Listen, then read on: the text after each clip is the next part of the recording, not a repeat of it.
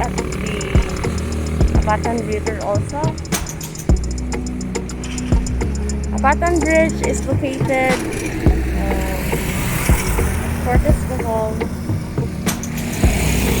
The bridge was also destroyed during the earthquake, but it has been restored already. And now we have two bridges. One side going to Maribojoc and the other side is going to Tagbilaran. And this is the Abatan River. A beautiful river.